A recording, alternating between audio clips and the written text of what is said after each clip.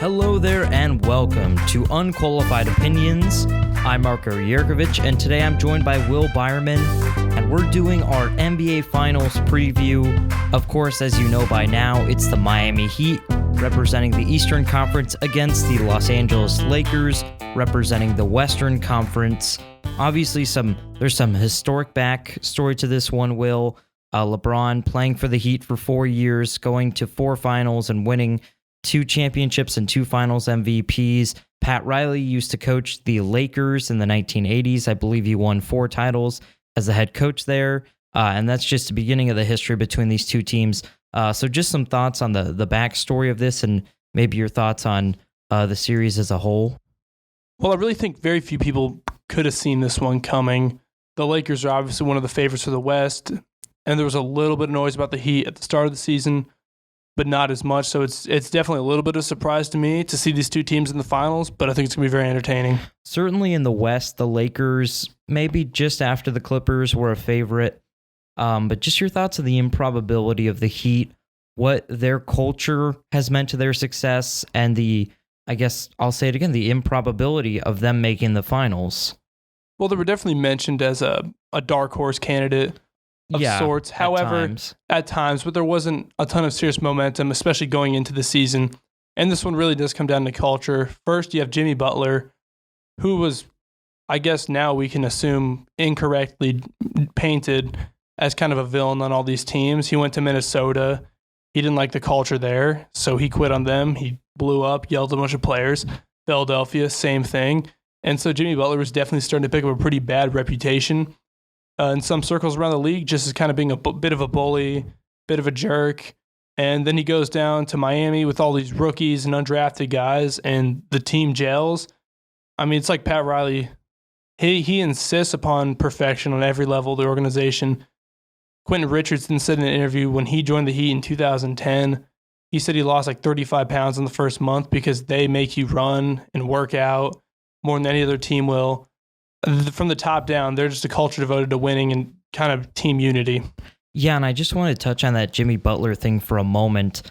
I think now looking retrospectively, and now I was always a guy that defended Jimmy Butler just because I trusted him as a player and I enjoyed his intensity. And I always thought that Karl-Anthony Towns was a bit soft. And now that really has shown, especially Andrew Wiggins, we'll see what he can do in Golden State. But nonetheless, now we know that Minnesota as a team culture and its leaders were soft. Looking at the Philadelphia stop for Jimmy, that was just dysfunctional. I know there's that famous quote where he didn't even know who to talk to when he wanted to go to leadership about some issues on the team. So now we can label Minnesota as soft and not hardworking, and Philadelphia as disjointed and completely unorganized. And Miami, as you mentioned, the complete opposite of that. Now let's look at the Lakers. Obviously, the Lakers have been taking part in almost a decades-long rebuild with a bunch of bumps along the way. But really, it all came down to signing LeBron, trading for Anthony Davis. But looking at the rest of this roster, how can other players contribute in this finals? Well, I think for sure the most remarkable thing about Anthony Davis and LeBron this season is that if you look at the rest of this Lakers roster, there's not a lot else. There's not much on that team that really inspires a lot of confidence. Kuzma, really not a fan of his game personally, but he can definitely score in bunches, and he's been better defensively than hoped. Dwight Howard, one of the most maligned and criticized figures of the last decade for sure for the NBA, and he's kind of had a nice little bounce back. He's obviously not what he once was, but he's at least a useful contributor. Same thing can be said for Rajon Rondo. And then they got guys like Caruso, he's more than a meme. He's a good defender. He's a good energy guy. He can pass the ball well. I mean, those are kind of their main role players. JaVale McGee's in there too. And then they usually have some KCP, Dion Waiters combination there, but it's a pretty ragtag group in LA, and they're all kind of just being led by these 2 generational superstars. Yeah, and as far as the Heat are concerned, you touched upon it earlier.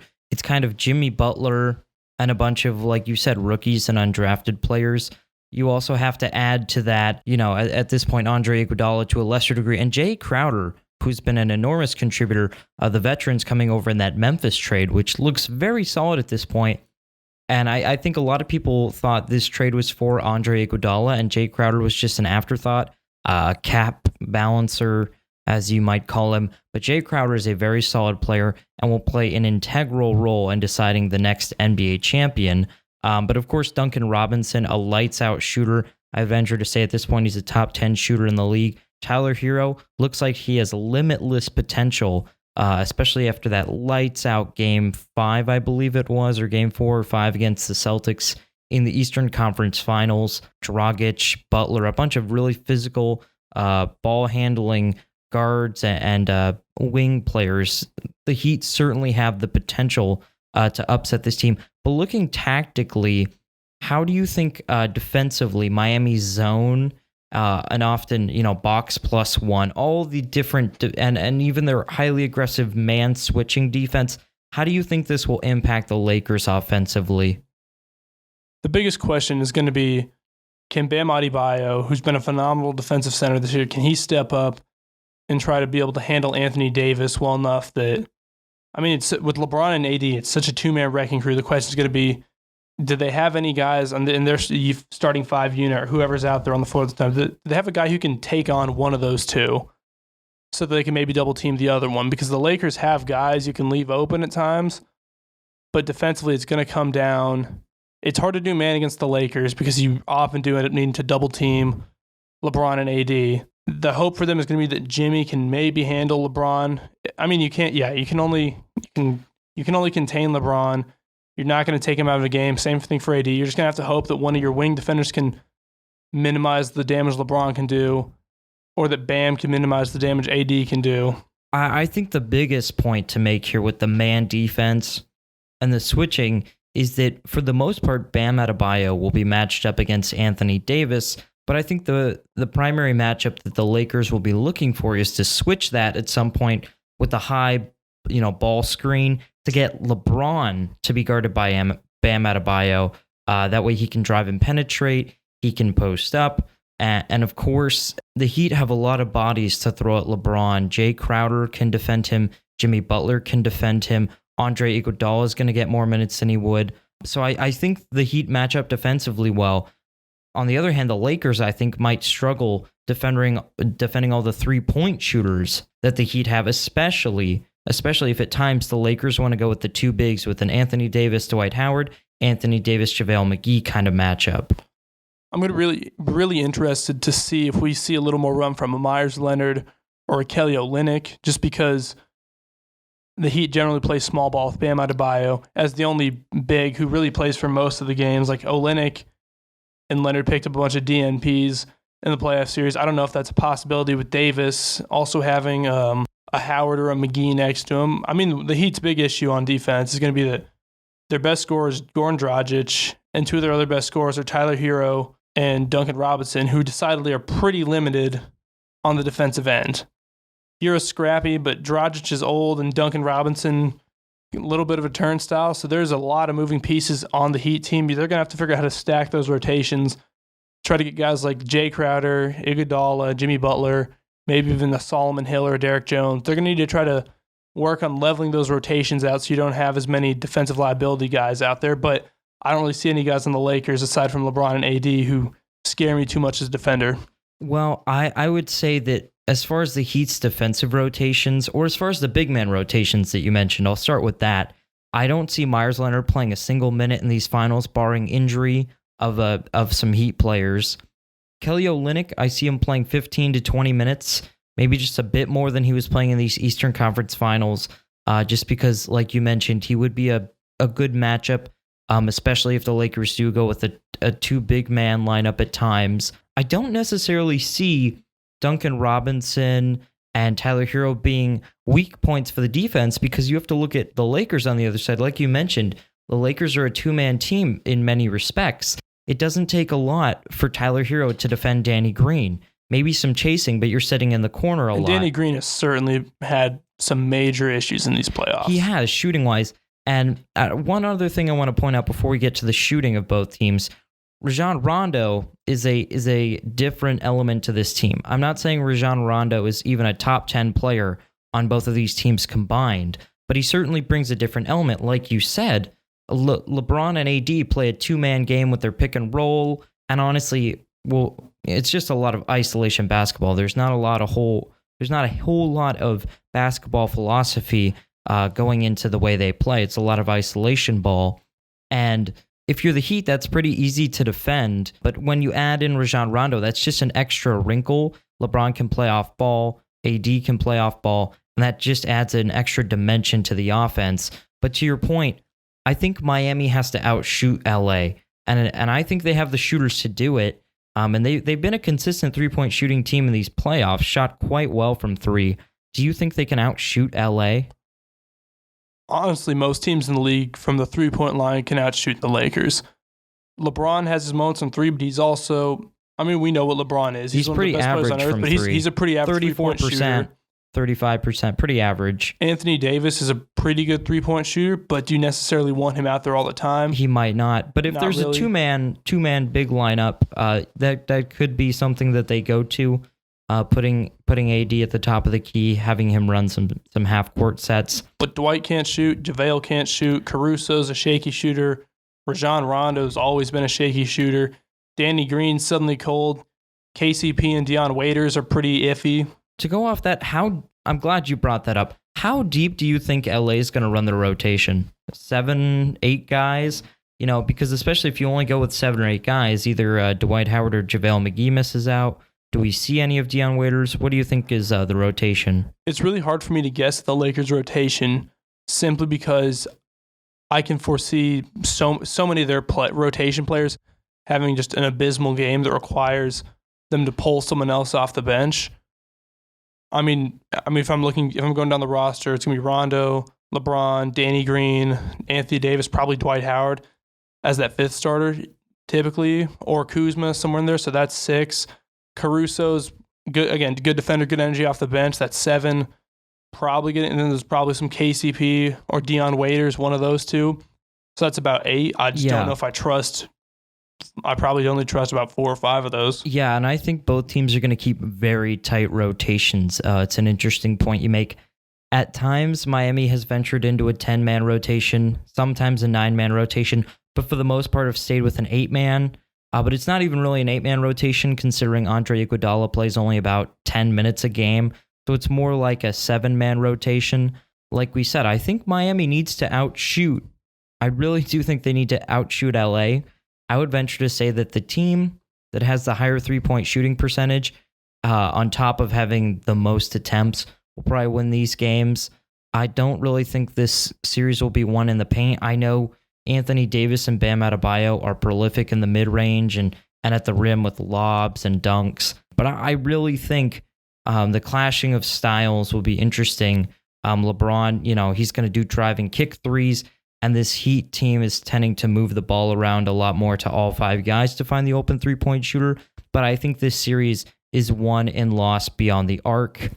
As far as coaching, though, I think Eric Spoelstra, especially in this series in the Eastern Conference Finals against Brad Stevens, proved that he's probably, if not the best coach in the NBA. How does Frank Vogel match up against him? Well, first, I'm glad you said that, Marko, because I absolutely would agree.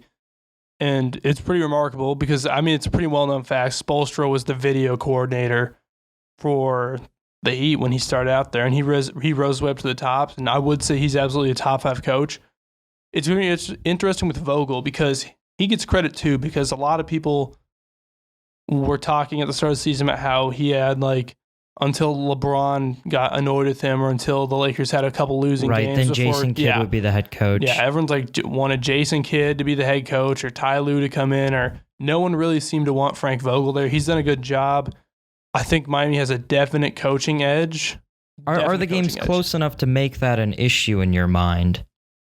I'm still working that out right now because, again, it's like you say, whichever team's shooting hot from 3 is going to be pretty far ahead. Yeah, and I think Spoelstra will be more adept at seeing issues and making in-game tactical changes. Vogel should be able to figure things out game to game, but I think if a game is close and there's a tactical issue, I think Miami will come out on top in that game, just considering how good of a basketball mind Eric Spoelstra is. So before we wrap this up, let's just get your take on the series and then your pick to win and in how many games. To be completely candid, I'm really hoping to see the Miami Heat here. I'm not a big Lakers guy, but I've really just kind of fallen in love with this Heat roster over the course of the season. Seeing Jimmy Butler kind of get his second chance of becoming a well-liked star in the league. Getting to see Bam Adebayo blossom, getting to see Goran Dragic make his comeback, and Tyler Hero and Duncan Robinson and Kendrick Nunn kind of start their careers. I mean, Hero was considered a reach at the 13th pick, and Robinson, I mean, the dude scored 9 a game at Michigan his senior season.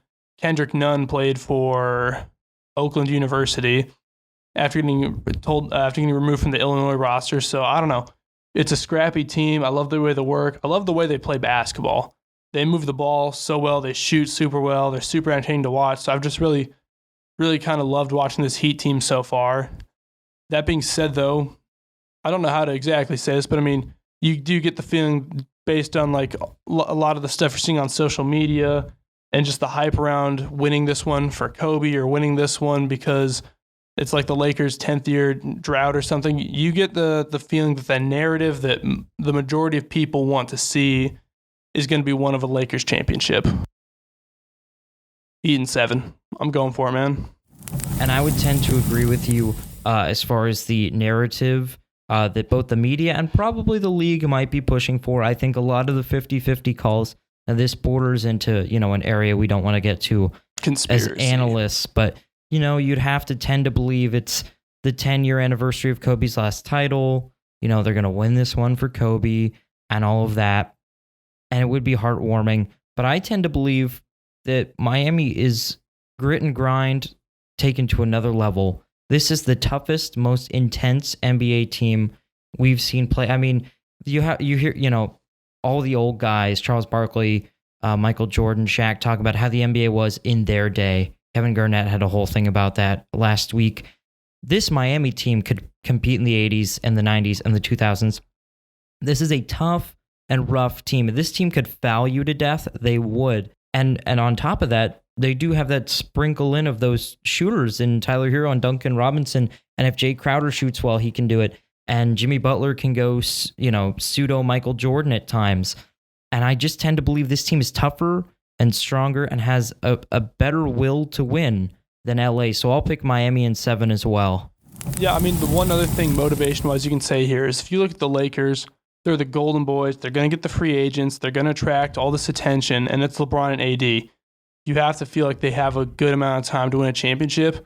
I mean, these Heat guys, they don't know if they're going to get that chance. They're going to go for it. Yeah, and this team is, again, we'll say it, they are blue-collar, hardworking players. And the one last thing I'll leave us with here is there's a common refrain in the NBA media circles and the NBA itself about guys maybe like Bradley Beal and Klay Thompson and Jimmy Butler. And that class of guys that maybe would be ranked 10th to 30th on those all NBA player lists. ESPN that they would, or whatever, yeah. That they would be the second best player on a championship team, or maybe on a really good team, the third best player. And I think Jimmy Butler, Eric Spoelstra as a coach, Pat Riley building this roster, and the attitude of this team, the way they play, has shown that Jimmy Butler, surrounded by the right environment, I'll say it, and the right coach and everything, if everything fits correctly, Jimmy Butler can be the best player on a championship team. I'm not sure how much this elevates his stock, because we all know he's probably somewhere between 10 and 15. I don't know how much higher he can really go, because I think we all know what Jimmy Butler really is. And he's getting to the wrong side of 30 to be asking if he's going to improve that much. Right. But culture can matter. I think we've reached a point in the NBA where players are sitting out. We saw how the Clippers handled the bubble almost comedically, like it didn't matter until they would face the Lakers, and that burnt them. And this Heat team plays every game like it's their last. They play with such intensity and passion, and they're just so fun to watch. So yeah, Will, you've got Miami in 7. I've got Miami in 7. I'm hoping for a good, long, hard-fought series. That is our 2020 NBA Finals preview. Thank you so much for watching and listening. Don't forget to like this video, subscribe to the channel, and leave your own unqualified opinions in the comment section down below. Let us know who you think is going to win these finals and in how many games. And we'll see you guys next time.